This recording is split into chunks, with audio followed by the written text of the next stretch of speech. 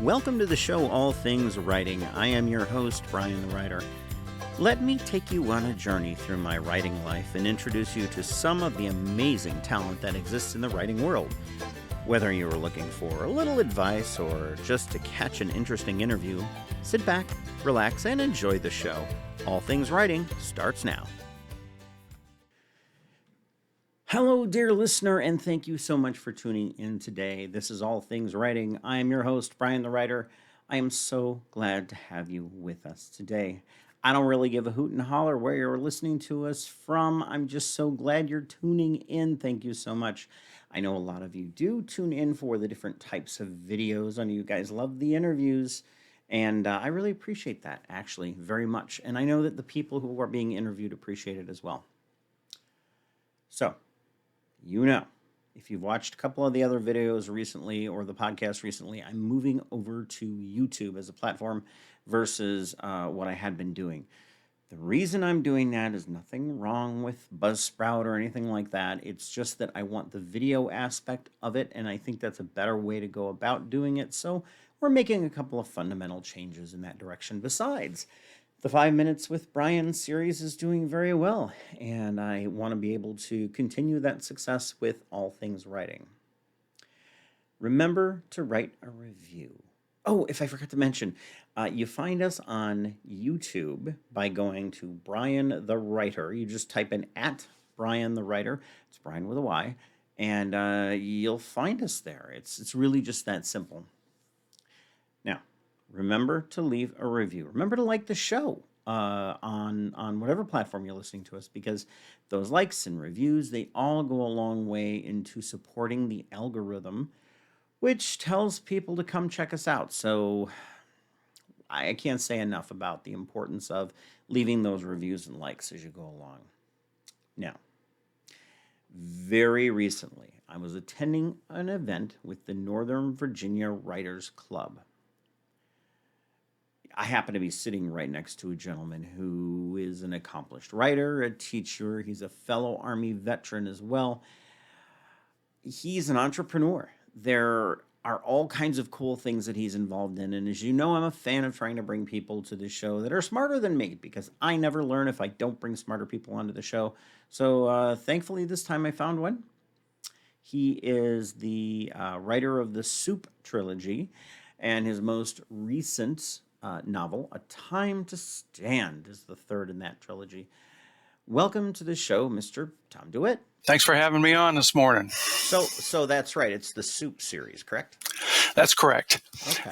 And SOUP stands for Secure Operational Unfenced Prison, simply because the trilogy is about a prison system that the government develops that all happens in virtual reality. I love the concept. But before we dive into all that, and we'll get phone calls, which are amazing. We love phone calls. That just reminds me, I actually don't even know whether I turned my own volume off, and you'd think I would remember to do that. But let me just double check, because hey, there you go. So when did you? Why don't you tell us a little bit about yourself to get us rolling? Well, I think I was born into a military family. My father was a soldier, and we moved all over the place as a young kid. So I really have a lot of great memories. But it was during the period of time with the Vietnam War, and so my father received orders to go to Vietnam. And so the family had to make a choice. Where did we want to stay while he was in Vietnam? And so we ended up moving to a place called Winchester, Virginia, which is where my aunt and her family lived. And so being around family while Dad was overseas was a big thing. So when he came back early. I'll never forget the phone call. And it was basically he was coming back early because he'd been diagnosed with cancer. And so a couple years later, we lost him. And so it was a kind of a different and unique period. And it forced me to grow up really fast because I'm a brother and I have two sisters. And so being the person that my mother looked to get things done, just forced me into really evaluating a whole lot about reality at that point in time. Up to that point, it was just a typical life that any kid would have. I graduated from Hanley High School in Winchester, attended Longwood University. It was Longwood College then. Graduated from the university and also went into the Army through ROTC. So I had an Army career. I spent my time in the Army, and after I retired, I started my own business based upon the experiences that I learned during the Army, and that's what sort of takes me to today. I've always had that love of writing, but I had to put it on hold after my father passed away, though I did get an opportunity in high school and college to I guess, test the waters a little bit. So that's me. And it's almost cliche for me to ask this question, but I ask it anyway. At what point did you get bitten by that writing bug, and you're like, you know what, I need to make these stories happen? So the earliest short story that I can remember writing was my father took us up to Gettysburg battlefield. And for me, that was the first battlefield that I had ever been on. And so it sort of touched me. So when I came back, I wrote a short story about the battle and about the different events that happened during the battle that, the park rangers had mentioned to us. But then I remembered that Lincoln gave his Gettysburg Address.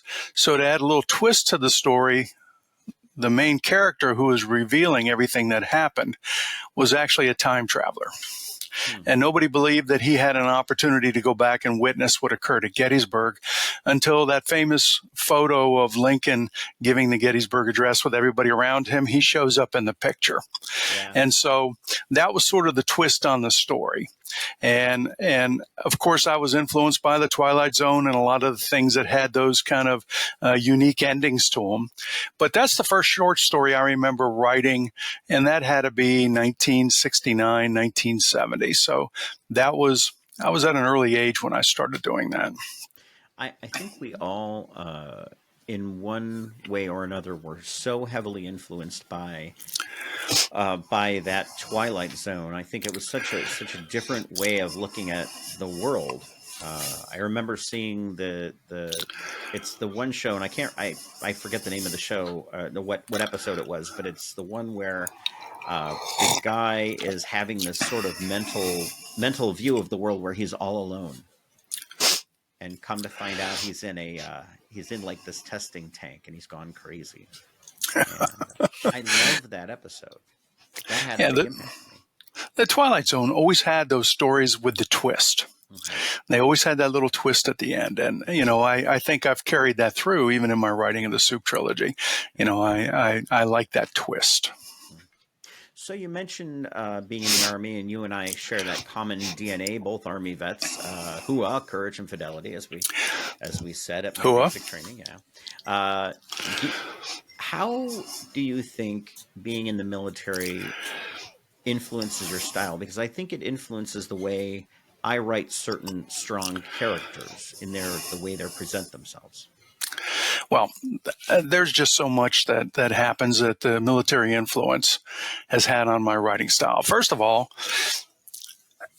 it teaches you all about active voice, because nobody wants any of the military correspondence to have any kind of passive type of grammar in it or sentence structure. So you learn that you get the point across and you get it across quickly. That's the first thing. And that was a very kind of unique thing for me to understand that, it was almost Hemingway-esque that, you write it, but you try to make the sentence active, but at the same time make it powerful.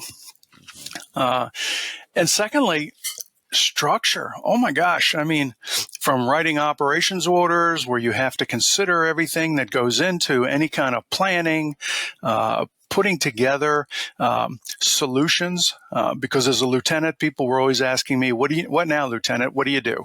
You get put into this situation and they'd say, what are you going to do?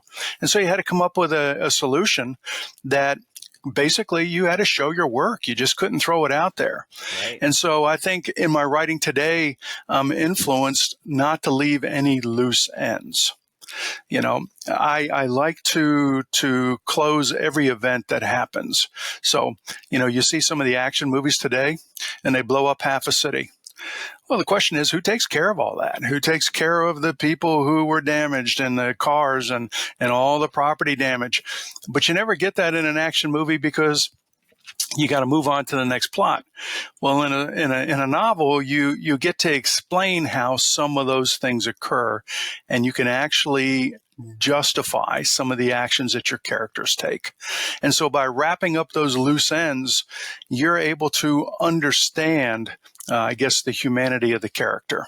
Because in real life, you really would wrap up those loose ends. Yeah. That last dialogue, that closure that people are looking for, how that person who was damaged during that car race or chase actually, is taken care of afterwards. Those things have to be there, I think, for me. And so that definitely goes into my writing. You mentioned that it kind of brought me back to a conversation I had with one of my beta readers when I wrote my novel Crimson Tassels. Her assessment at the end was brutal and very honest. She said, "You didn't finish this book." She's like, "You need a whole nother chapter just to finish this." So I wrote the other chapter, but it's all about having that loose end hanging out there. And I suppose being an entrepreneur, you have to deal with that as well, because I know as a manager, that's something that you think about a lot. Oh my God. I mean, as an entrepreneur, you don't know what you don't know. And so you always have to try to figure out, even after all these years of being engaged in business, because things change, markets change, people's change, customer buying habits change. And so you're always having to look for solutions and do things, as I call, pull a rabbit out of a hat. Where's your next magic trick to keep the business alive and to do the things that need to be done? And a lot of that creativity and a lot of the thought to keep the business going is then pulled right into the writing to say, okay, now, what would this character really do? There's a segment in one of my books where the characters go off the grid. It's in the first book. I didn't realize until I started writing that in today's world how difficult it would be to go off the grid. Oh, yeah. And I mean, no credit cards, no cell phones, the number of video cameras that are in different places. So to validate this portion of my story, I went out to Utah to the place where they went off the grid. And that was an interesting experience within itself. But we were looking for the one remaining payphone in that part of Utah that was supposed to be there according to the internet, which said, this is where the payphone locations are. So we went to the stop and go gas station that was there. And I walked in and I said, "Hey, you're supposed to have a payphone here." And I kid you not, Brian, a lady behind the desk goes, "What's a payphone?" And I said, so I had to go back and I tailored the story to say, we were fortunate. The lady behind the counter told us that the payphone's coming out next week, and just to wrap it around and make sure that there was closure to that element of the story, because that payphone was how they communicate with people that they need to communicate with. And until you actually go through it, it's difficult to visualize what something like that is. And so being an entrepreneur helps you to experience things that a lot of times occur only in the world of small business. And I think that's been very important to incorporate those lessons learned into the books themselves. So I'm curious, because you have that experience as an entrepreneur and a writer. So we are business owners unto ourselves.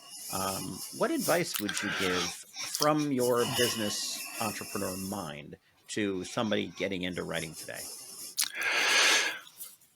I would say if you love writing, don't let anybody say you can't do it.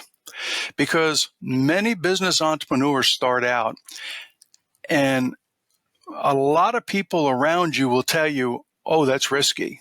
Oh, that's scary. You shouldn't do that. And my point is, you don't know until you try. And so if you're thinking about writing or there's a passion in you to put something down on paper, do it. And then solicit the feedback from the people around you and how well they accepted whatever it was you wrote.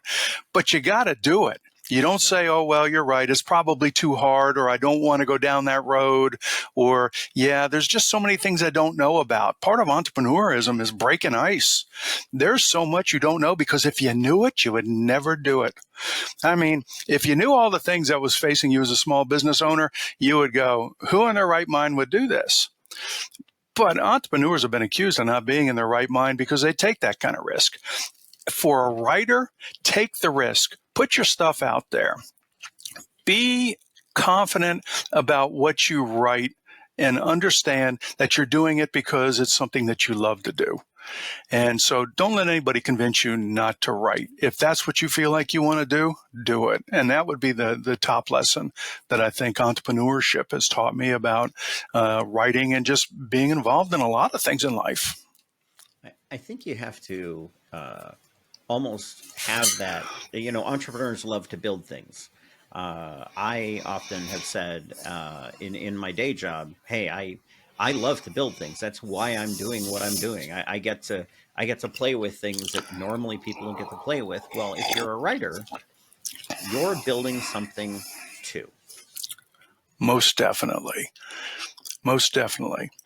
One of my best friends told me after he read the books, he said, "You've built a universe here." And I said, "What do you mean I've built a universe?" He said, "You could write 6 or 7 more books just based upon this premise that you have in your book." And I said, "Well, I never thought about it being a universe before." He said, "Oh, yeah. You've created the environment in which you can bring in characters from any time, any age, and they can interact with your environment." You were. Oh, go ahead. You were. Yeah, I was just going to finish up by saying I never realized I was doing that until I got that feedback. And a lot of times you create things that you don't realize are happening, but people who are touched by whatever it is you wrote or what you did give you that feedback, and they say, you've actually created something here. And for me, that's been the big reward of writing these books. Yeah. You mentioned not knowing the impact of your writing, what you've written, what you've communicated to people. And you brought up earlier the Gettysburg Address. And I think it's always really interesting that Lincoln thought that speech was a colossal failure at first. Yeah, so every elementary school teacher that makes you memorize the preamble does not agree with Lincoln. And it's a very moving speech, and it's probably one of the shortest speeches I've seen a politician provide. But he packed an awful lot into the paragraphs that he provided. And I mean, it was a very somber speech that till this day, we still reflect on the words that he had and realize that working together as a people is how you survive as a country.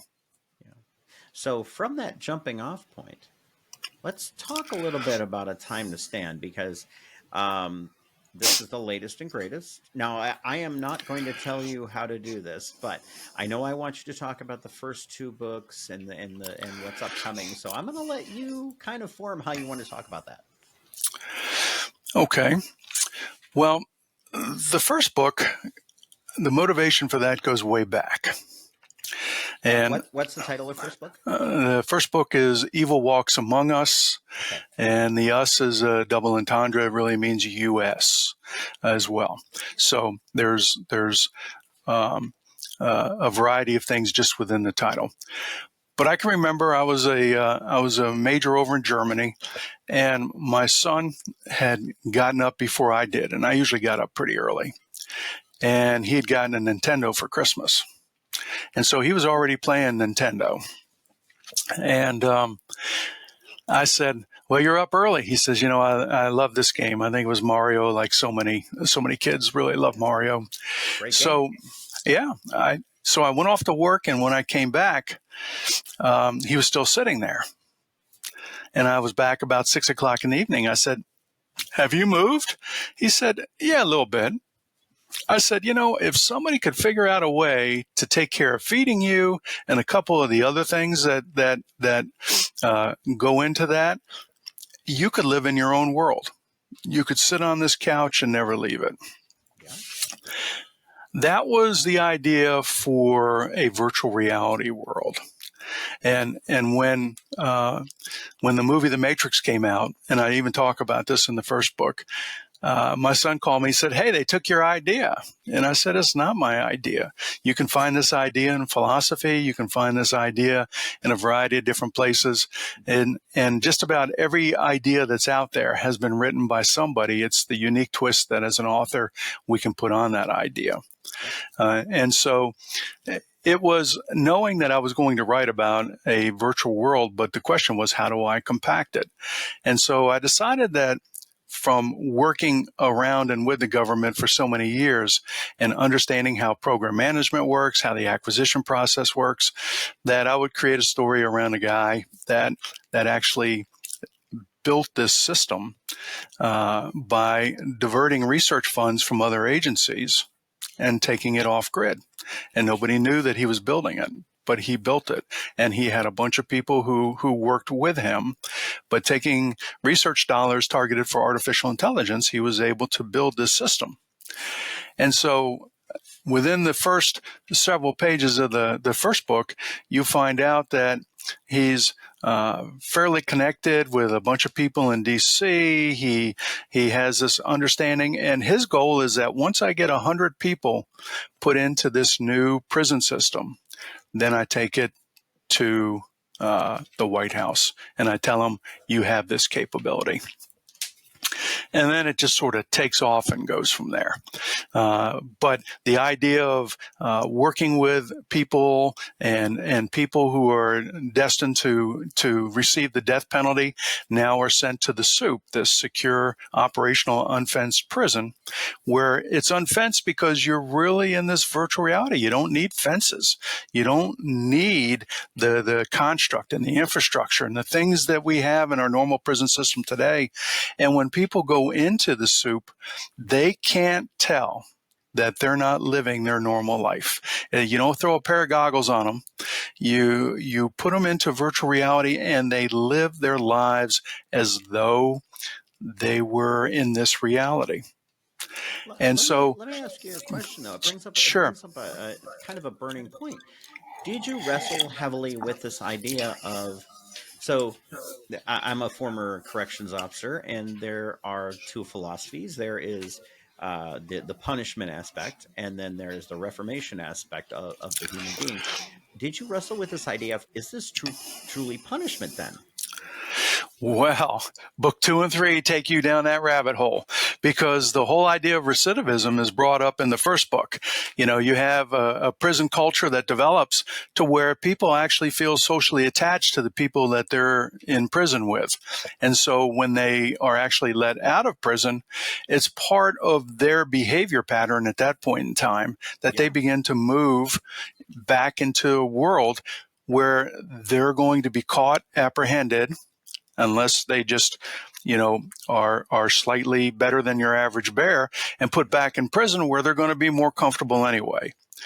So the second and third books and the person who builds this system is really focused on how can I not only put them in prison and take them off the street, but allow them to continue to do the crimes that they're doing. And we're talking at this point, the serious crimes like murder and those types of things. How can they continue to do those things? But how can we really, really reform them? And so the second book really deals with bringing in a bunch of John Locke, the philosopher from the 17th and 17th century, that talks about how each of us are really born, and in his opinion, we have a tabula rasa, we have a blank slate. And so that began to take me down the rabbit hole of, okay, how can we get people back to a blank slate? And how do we, and we were introduced slightly to that at in the first book, but the second book really explores that and do it humanely. And the books, as I tell folks, are not designed to come up with a moral solution. The books are designed for each person to come up with their own solution.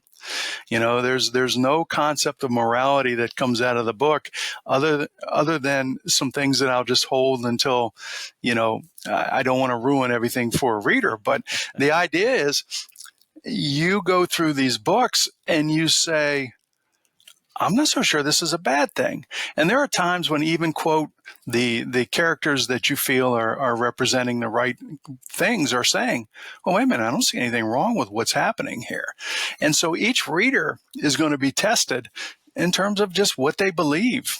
And I think that's an element of the books that bring out into each person their own thoughts and ideas. But I want them to hopefully take from the books some of their own evaluation of what the books are really saying and how would they respond in a situation like that? What now, Lieutenant? What would you do if you're faced with this situation? How would you deal with this? I was just thinking about this idea of morality and the greater morality of taking somebody who existed and blank slating them. Is that a moral thing to do? I think there's a lot of moral questions that are kind of, now they're bubbling and churning, pun intended, soup inside of my head about, what are the ethics involved in this? I know my son would have the same questions in his mind because he's studying psychology and philosophy. Well, I think I would love to hear what he thinks if he decides to read these books, because there's so much more that goes into these things. As I began to write the books, more scientific concepts open up to me. This concept of epigenetics, and we talked about that briefly. The idea that how you think and your behavior actually can contribute to the way your DNA is expressed. And one of the moral questions that I ask in the book, or at least the characters ask in the book, is what's the difference between a murderer and a Navy SEAL? And it's a concept of society acceptance. It's a concept of moral compass. It's why are you doing what you do? Mm-hmm. And what is the real purpose behind it? I don't want to provide a reader with that answer. I just ask the question. Yeah, that's something that I think individually we all wrestle with, and why you have people that will protest executive action and that kind of thing, and Navy SEALs and the military in general, and then people that, like you and I, who served, and yeah, there are some people that need to be voted off the island, but that's for the greater good. So a lot of questions there. And the books are intended to ask those questions, and they're all done through the characters and the discussions they have and the different situations that they face. And it is a scientific or a sci-fi trilogy, so there are questions that are asked that we're not really having to deal with right now unless you're in different exclusive parts of different communities. And so hopefully it broadens the reader's knowledge of different things that are happening that are real, and that while we may look at them as sort of science fiction today, are they going to be the science fiction of tomorrow? We don't know. Yeah. So, okay, so what would you say would be the major theme of book 2 then, and then what would be the major theme of book 3? So book 2 is about somehow 3 of the inmates are released. Mm-hmm. And they don't escape, they're released. And so the question is, how does all of this happen? So it begins to get into discussions of, while you're in the soup, what type of physical transformations are taking place. what things are happening to your body. And in book 1, I explain, that using, the most advanced scientific methods by NASA and others, we take care of muscle atrophy and whatnot so that, you can live about 50 years inside the soup. If that's the estimate, somewhere in there, you can live your body can live a physically secure life because of all of the different technologies that go into making sure that while you're in this virtual reality, you can actually, your body does not atrophy on you. Things remain as though you're in this reality. So, as I enter into the second book, I ask the question, well, what does that mean? And are there changes that can occur? And without changing too much or giving away too much, on the cover of the second book, there's the Eye of Ra. And so the Eye of Ra is always associated with the pineal gland. And in the first couple pages, you find out that there's an earthquake that occurs, and that puts in motion a chain of events that take place and transpire. And so that second book is all spent trying to figure out, okay, how do we deal with this situation? And what about the people who are actually involved? How about the 3 inmates that actually are released? And there are reviews out there on Amazon, and some folks have revealed some plot points in their reviews. But the second book takes you down the rabbit hole of, okay, what about remote viewing? And for listeners who are not sure about remote viewing, the idea is that through different techniques, you can actually move your consciousness to different places at different times and witness things that can be recorded. Well, in this particular case, there's a national security issue that comes up, and these guys are somehow utilized to go in and fix this. And remote viewing is real. At least there are different intelligence agencies that have admitted to different programs that involve remote viewing. And so I didn't want to talk about remote viewing as, is it real or is it not? I wanted to take the information that was available out there and use that to weave this story, because the story becomes very humanized very quickly. If you have these types of gifts or these types of capabilities, your life is a little bit different than everybody who just goes to work every day. And so there are, again, more moral questions raised in the second book that eventually take you into the end of the trilogy. And A Time to Stand for me was an appropriate name, because you've witnessed all of these things the characters have, and now it's a matter of saying, okay, what side do you fall out on? So, A Time to Stand, that is the second book? Third book. That's the third book. That's the conclusion.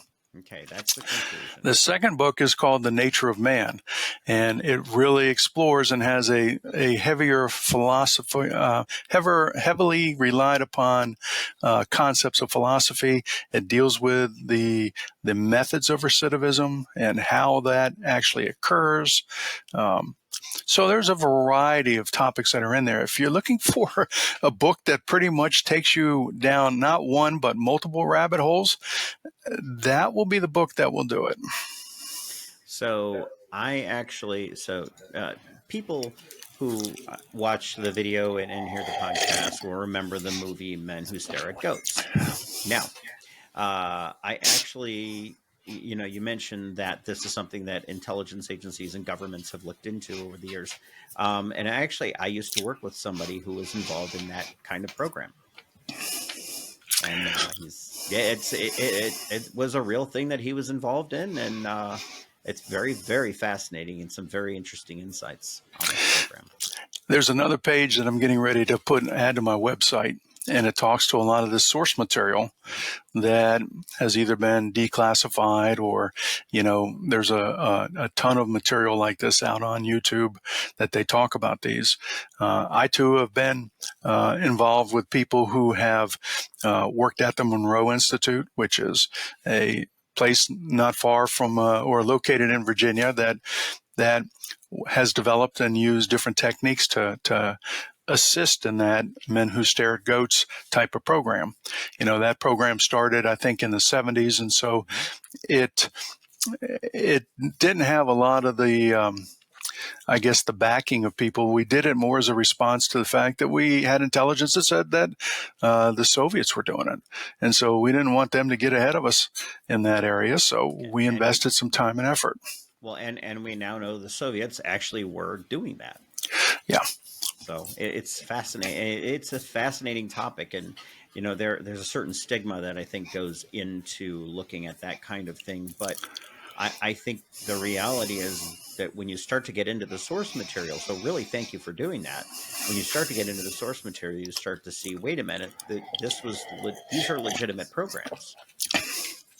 And so I use the legitimacy of those programs to craft the fictitious story, and they become the background or the catalyst for the story, but they are not the story themselves. Itself. The story is really about the people who begin to experience these different things, and these are probably three of the worst people who have been put in jail. And now they're starting to understand that maybe they need to atone for some of the things that they've done wrong. And maybe they need to change their outlook on life. I love it. It's this moral and ethical soup. I'm going to make that joke again because I think it really is. It just sounds like such a mind trip to a certain extent because it causes you to face, I always say that good writing holds a mirror up to us as humans. And I think that's really what you've crafted here, forcing people to look at themselves. Well, Brian, at the end of the first book, the epilogue is actually titled "The Face in the Mirror," and so the concept of a mirror and looking into the mirror and seeing you as an individual, you really should ask the question: not did I miss that part while I was shaving, or who do I really see? And so who you see is definitely in the eyes of the beholder, so to speak. But the idea of a mirror and a reflection of humanity and what that means to each of us as individuals, those are concepts that are explored using science fiction as a way to bring them out. And do you like who you see in the mirror? That's always a question you have to ask yourself. Of course. And I think a part of what a lot of people are talking about today is if you look in the mirror and you're not happy with where you are, that's the person that has to change it. And if you're evaluating your life and the different things that have occurred, looking back at that person in the mirror will give you some insight as to where the first step is in terms of fixing something. Now, there are some issues and some things that occur that you need professional assistance with. But I'm not talking about that. I'm just talking about our day-to-day life experience. And, oh, gee, I always wanted to do this. So look in the mirror and ask that person why you haven't done it. I always wanted to take a vacation overseas. Okay. Is there a practical reason for it, or is there just a reason that you haven't acted on it? I mean, the books really are the reviews so far that I've received, and I've been happy with most of them. Like all authors, you get one or two that kind of remind you that everything's not perfect, but the idea is that the books have plot twists and turns. They make you evaluate the person and the characters. One recent review said, this is a book about politics, but it's a book that has heart. The characters really come alive because you can relate to them. There's the humanity, and it's really a story about humanity and how we deal with different things that occur in our life. And we all know life is changing. I mean, AI is the big thing now. Yeah. 10 years ago, people knew about it, but it wasn't impacting every individual. Yeah. So how do we change as humans in a continuously changing environment? That changes sometimes faster than we can. Exactly. And oh, by the way, the laws don't keep up with it. So, there are questions about those. And, sometimes change happens so fast that there's no way for the structure of the civilization to keep pace. Yeah. And that's where you find the gray areas. And that's where you find the areas that, as a business person, you hopefully will find something that is legal, but nobody has thought about. Everybody has that next new idea. Nobody would ever envision the industry that grew up around computers in the 80s. It would have been difficult to comprehend. Building the better mousetrap. Exactly. But, Brian, there was a saying that I used to use in the company all the time, which is, because I had a bunch of engineers that worked there. And I said, sometimes, the answer is not building a better mousetrap. If we're in the mouse removal business, sometimes what we just need is a faster cat. So let's look at the paradigm and let's look at what we're trying to deal with. And there are companies that don't need to be named, but we know who they are that went bankrupt or went out of business because they didn't look at the new paradigms and they didn't evaluate exactly what was happening. Hopefully, these books help people to take a fictitious environment but bring home some concept of thinking about, where would I stand on this? What would I do? Yeah. I love those kinds of books that challenge us to consider those greater questions. But in order for people to buy said book, they need to go to the right place. So where can people find your work?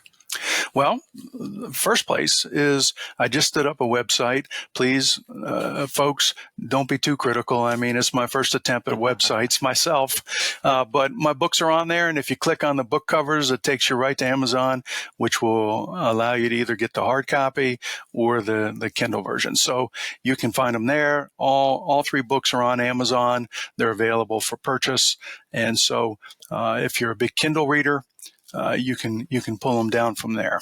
Yeah, I know what you mean about the website. I'm actually just about to go through a process of redoing my own, but that's a future Brian problem. Well, I want to thank you, Tom, for spending time with me today. It's been so, as always, I love to bring my listeners and my viewers people who are way smarter than I am, and you are way smarter than I am. I can guarantee that. So I'm really glad to have you on board today. Thank you so much.